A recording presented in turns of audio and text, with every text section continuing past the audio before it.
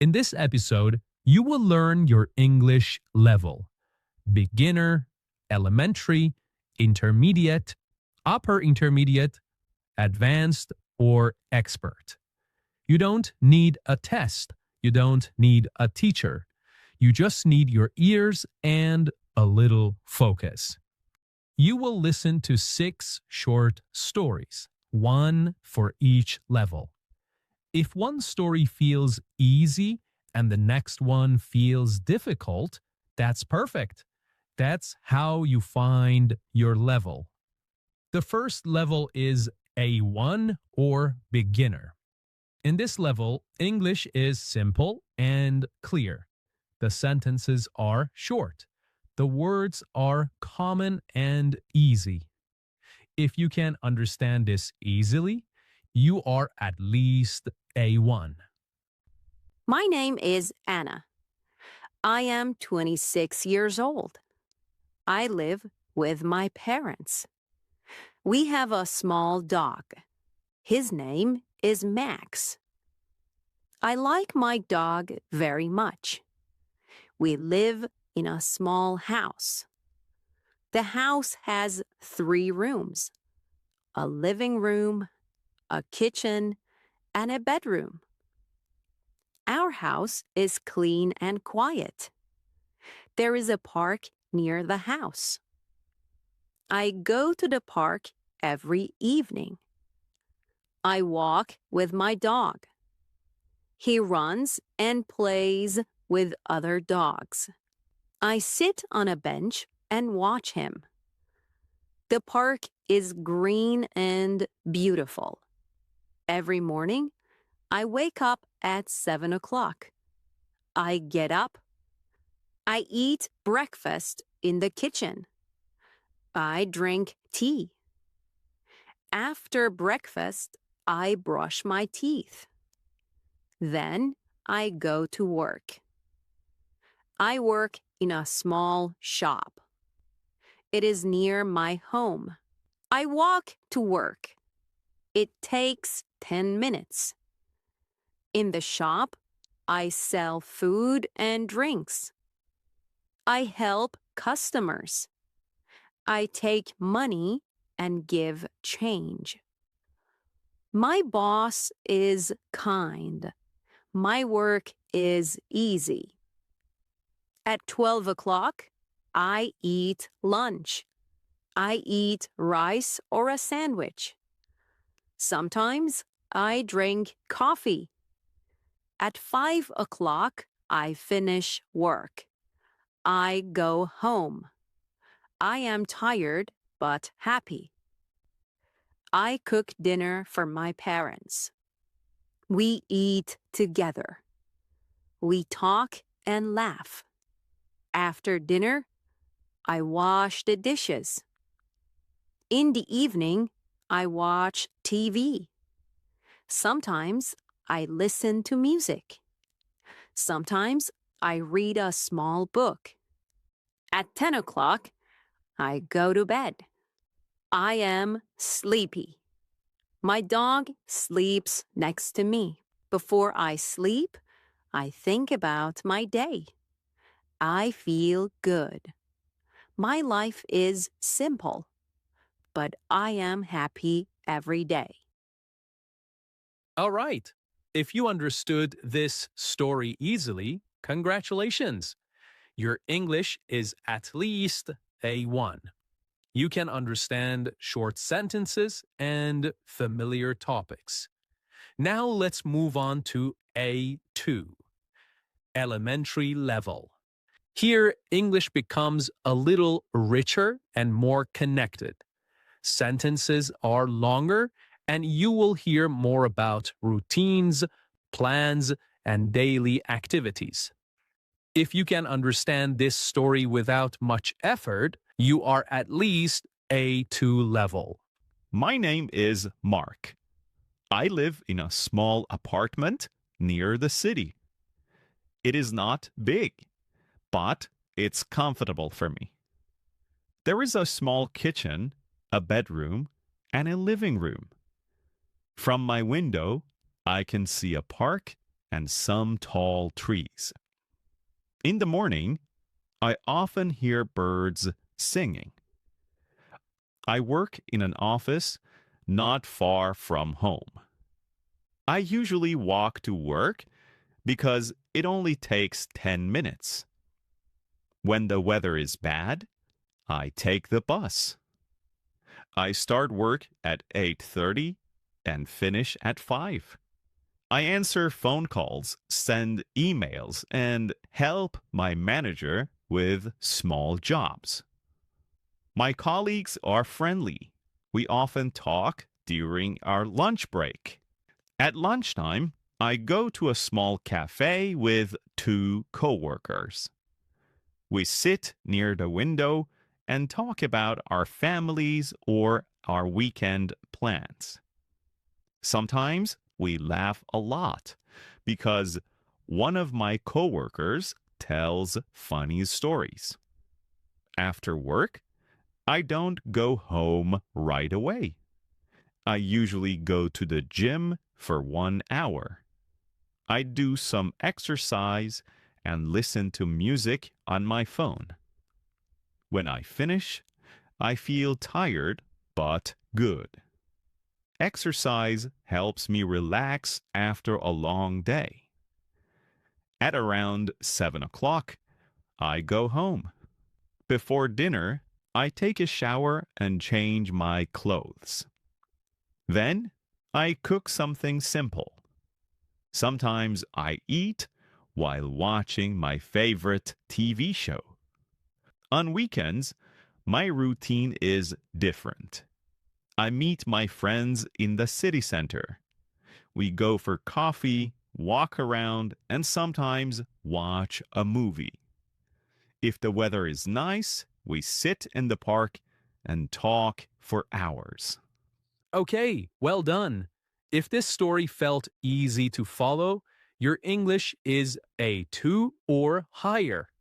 You can understand short, connected sentences about real life, work, and free time. Now get ready for B1, intermediate level. If you can follow the whole story and understand the message, you're around B1 or higher. My name is Liam, and I work as a computer technician. I fix laptops, install new programs, and help people when their devices don't work. I've done this job for almost 6 years now, and I still enjoy it.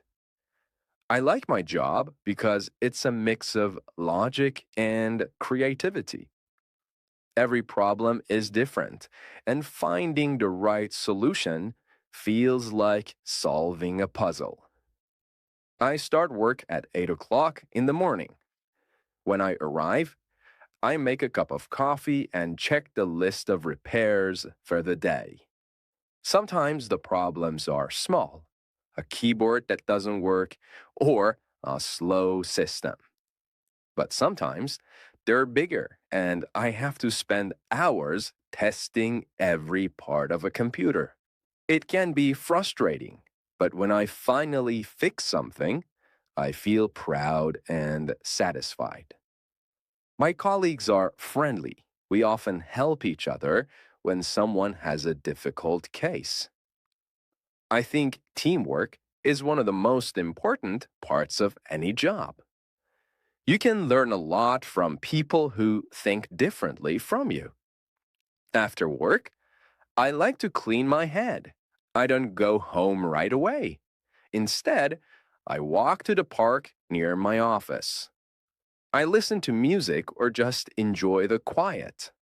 When I get home, I cook dinner and watch something online, usually a documentary or a short film in English.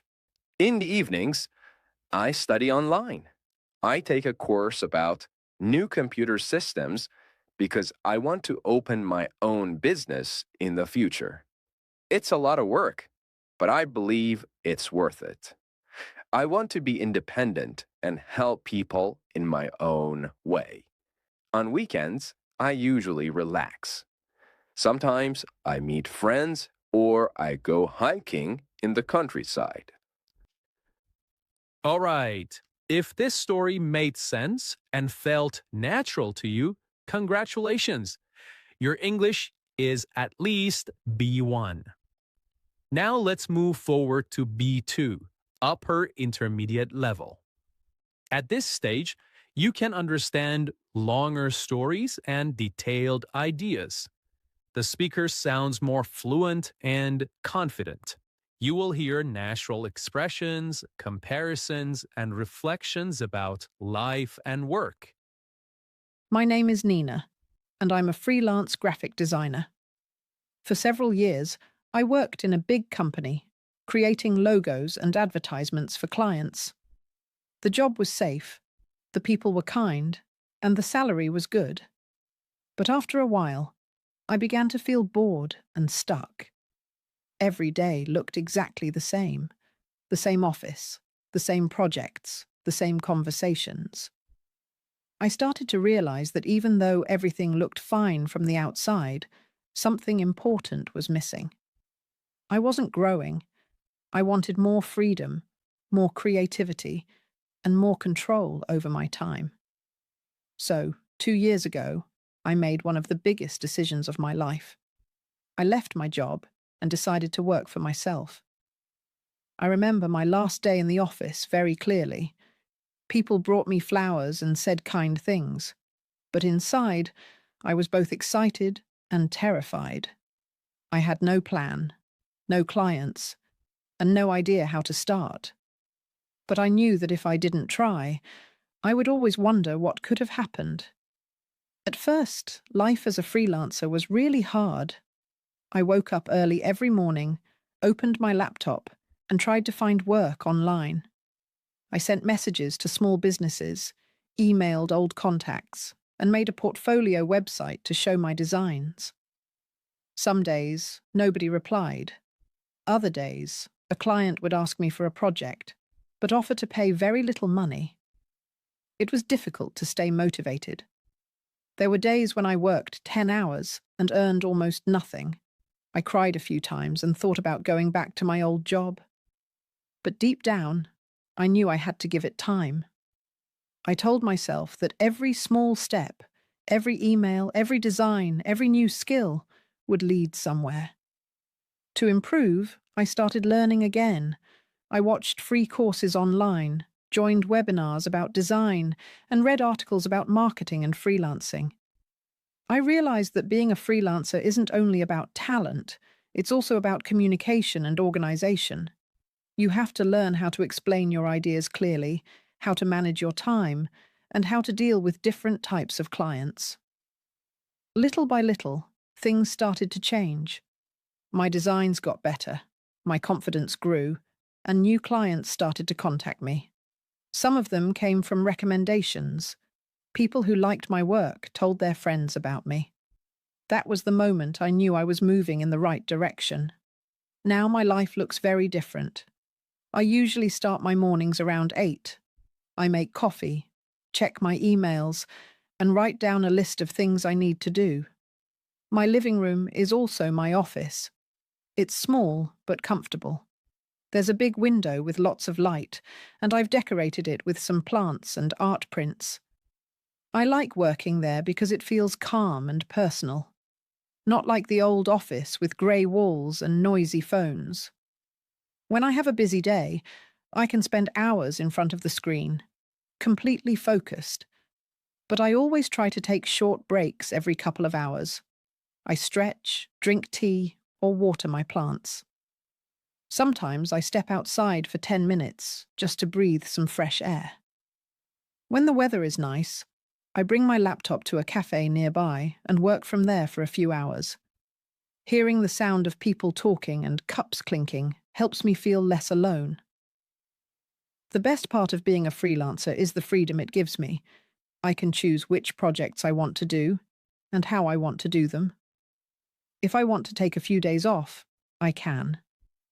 If I want to work late at night, nobody stops me. This flexibility is something I never had before, and it makes a huge difference in how I feel about my work. I can plan my schedule around my energy, not just around office hours. That's a kind of freedom I really value. But of course, it's not always easy. There are challenges that people don't see. Working alone means there's no one to give you feedback or to tell you you're doing a good job. Sometimes I miss having colleagues to laugh with or someone to ask for quick advice. And the money isn't always stable. One month can be amazing, full of projects and good payments. And the next can be very quiet. That's stressful, especially when you have bills to pay. But I've learned to plan ahead. When I earn more, I save part of it for slower months. Freelancing has taught me to be responsible and to think long-term. I've also learned how to manage clients and how not to take things personally. In the beginning, I felt bad when someone didn't like my design. Now, I understand that every person sees things differently. Good communication is everything. If you listen carefully and ask the right questions, you can usually find a way to make everyone happy. Another big lesson is about believing in yourself. When you work alone, no one is there to motivate you. You have to build that energy from inside.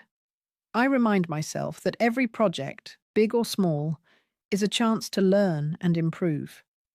If something goes wrong, I try to see it as part of the process, not as a failure. In the evenings, I like to disconnect from work completely. I close my laptop, put away my phone, and do something that helps me relax. Sometimes I go for a run, sometimes I meet friends for dinner, and sometimes I just listen to calm music while cooking. I also like drawing, not for clients, but for myself. When I draw for fun, I feel like a child again. There's no pressure, no deadlines, no one watching. It reminds me why I became a designer in the first place, because I love creating things from nothing. When I finish a small drawing that I actually like, I feel free. That simple joy is exactly what I was looking for when I decided to leave my old job. Looking back now, I'm proud of the risk I took. It wasn't easy.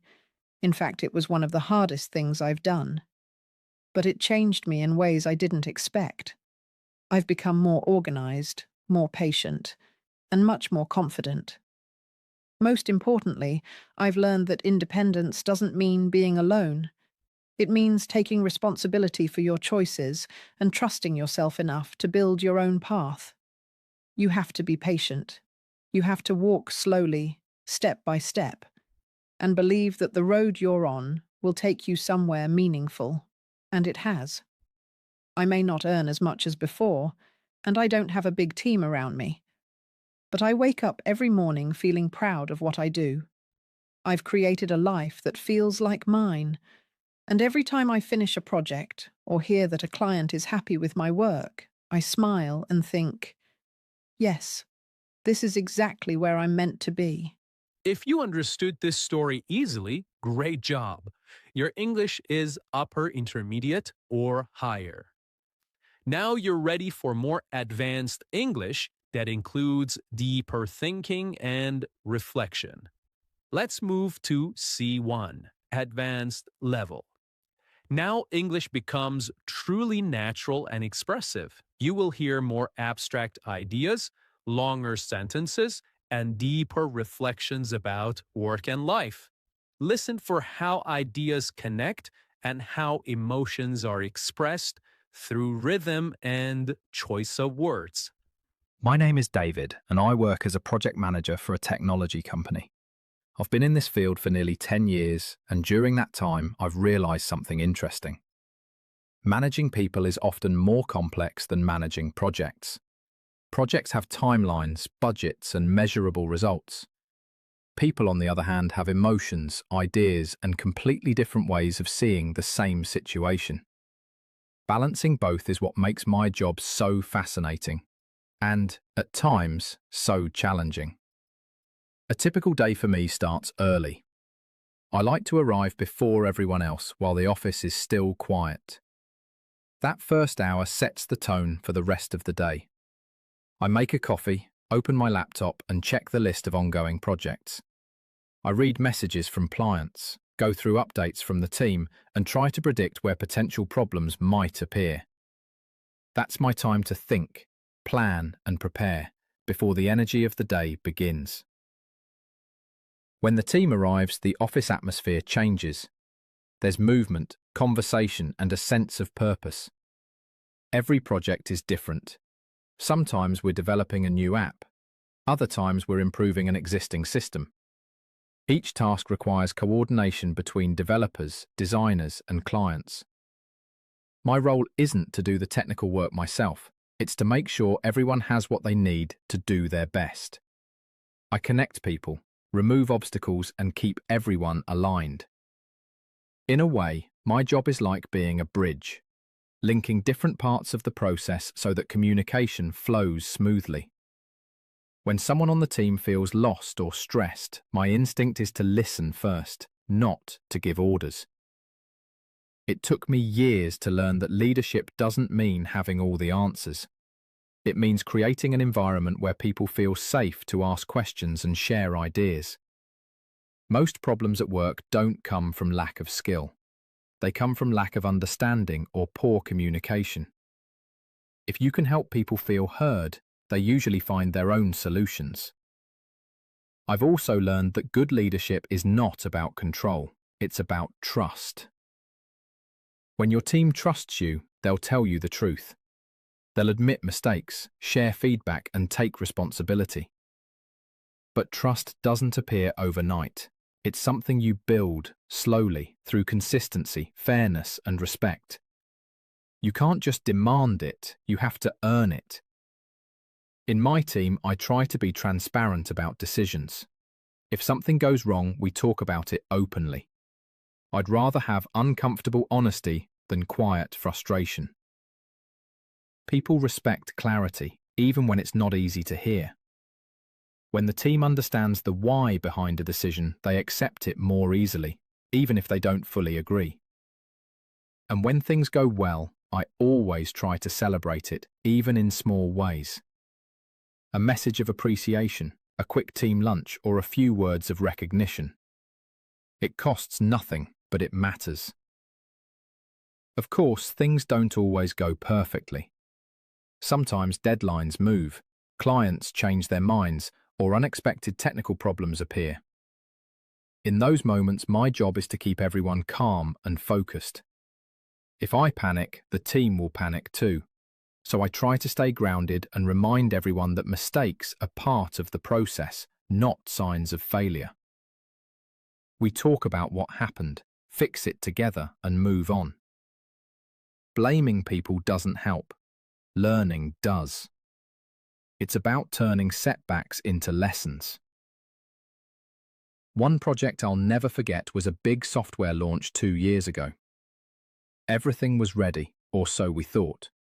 2 days before the release, the system crashed during testing. The entire team stayed late, trying to find the issue. Everyone was tired and frustrated. Instead of pushing harder, I asked everyone to take a short break.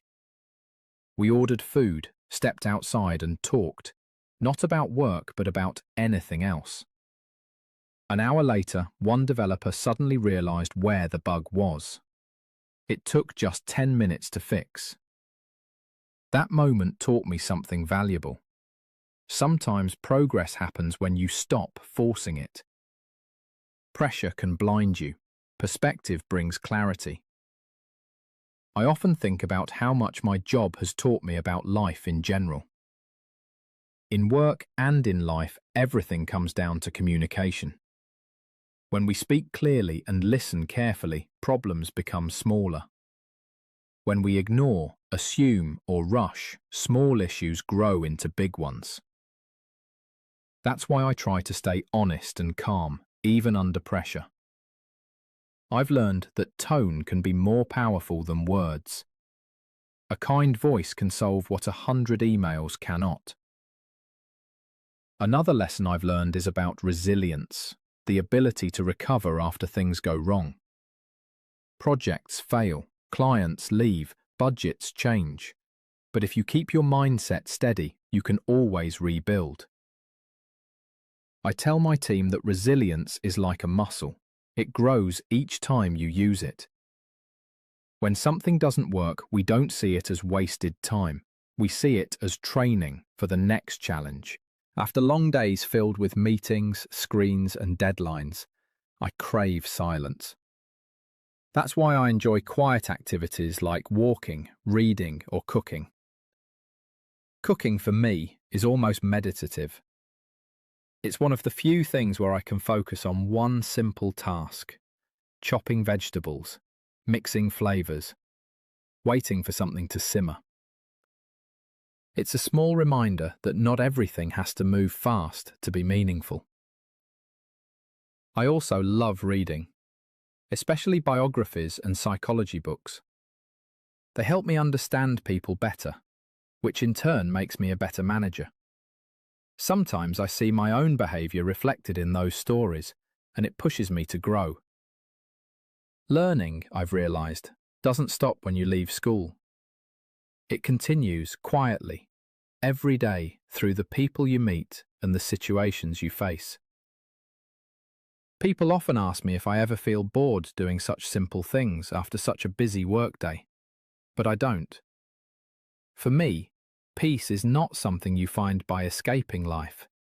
It's something you build through how you respond to it. It's a choice, a daily practice. I've learned to separate what I can control from what I can't. That, I think, is one of the hardest but most useful lessons of adulthood. If there's one thing my career has taught me, it's that success isn't just about finishing projects or reaching goals. It's about growing as a person while you do it. Each challenge teaches me something new about patience, listening, and empathy. You don't learn leadership from books or titles. You learn it from experience, from people, from mistakes. You learn it from the moments when things fall apart and you're the one who has to hold them together.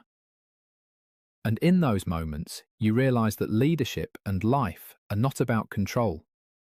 They're about connection. The more you listen, the more people trust you. The more you trust them, the better they perform. And when the team succeeds, it doesn't feel like your success alone. It feels shared.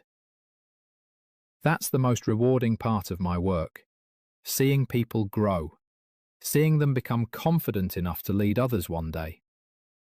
So yes, managing projects is complex.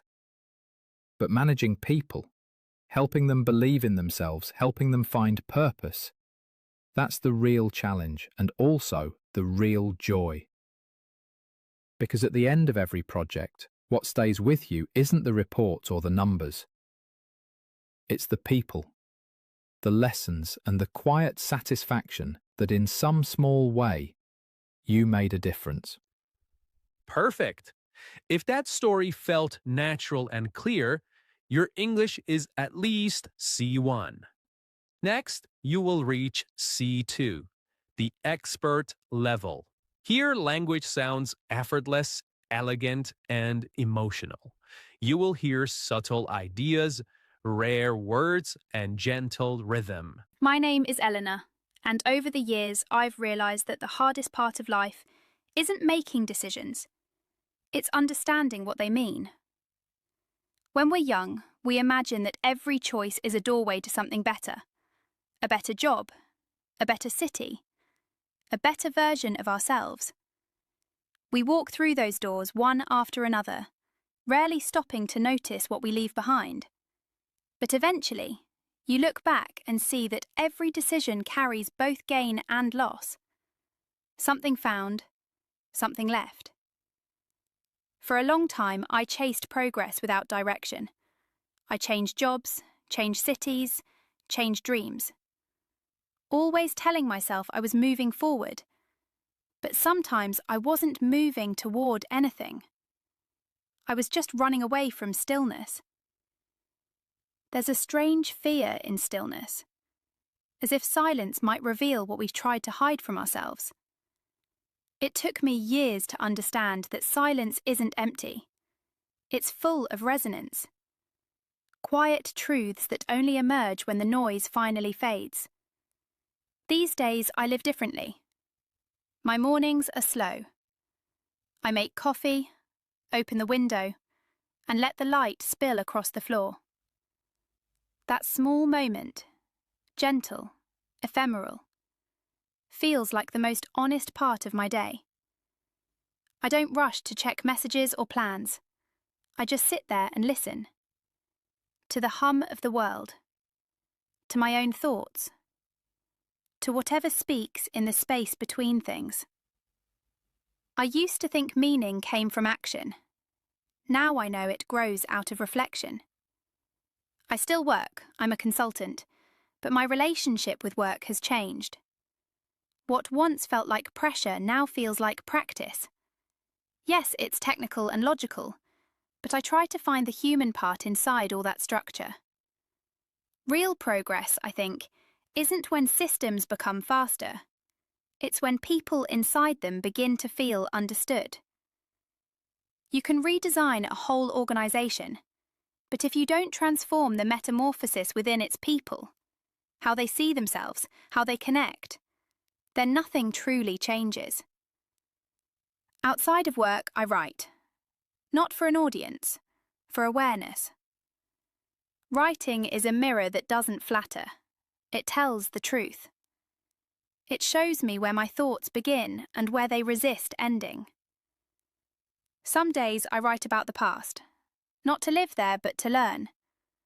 Other days I write about the future, not to predict, but to make peace with not knowing. Sometimes words bring a sense of ineffable clarity, a feeling that can't be captured but can still be felt. Lately, I've been thinking about time, not as something that passes, but as something we move through. Some moments feel wide and endless. Others disappear before we even notice. I've realised that the quality of time depends less on what we do and more on how awake we are while we do it. A single moment of presence can last longer than an entire day spent rushing. I used to think growth meant collecting things, achievements, recognition, experience. Now I see it differently. Growth to me is subtraction, the art of letting go. It's choosing what to release so that what matters has room to remain. We live in a world that worships addition. More goals, more motion, more noise. But true wisdom lies in knowing when to stop, when to rest, when to say, this is enough. Maybe that's what freedom really is. Not doing whatever we want, but knowing we don't need to. Freedom to me is the quiet equanimity that comes when you no longer measure life by how much you can hold, but by how much you can appreciate. The older I get, the more I see that peace isn't something waiting at the end of the road. It's something that walks beside us, in the rhythm of our own footsteps, in the warmth of early sunlight, in the silent certainty that life is happening right now, and that right now is already enough. All right. If you understood this story easily, congratulations. Your English is near native level. You can follow complex arguments and emotional expression with ease. But remember, fluency isn't an ending. Even at C2, there's always something new to explore, new stories to hear, and new ways to express who you are. And that brings us to the end of today's journey from A1 to C2. You've listened, reflected, and tested your understanding through 6 different levels of English. Maybe you found one level easy and another a little challenging. That's completely normal. Language learning isn't a straight line. It's a process of growth. Thank you so much for listening to another episode of English Unleashed. And until next time, keep going, keep learning, and remember, fluency isn't a finish line. It's a way of life. Bye for now.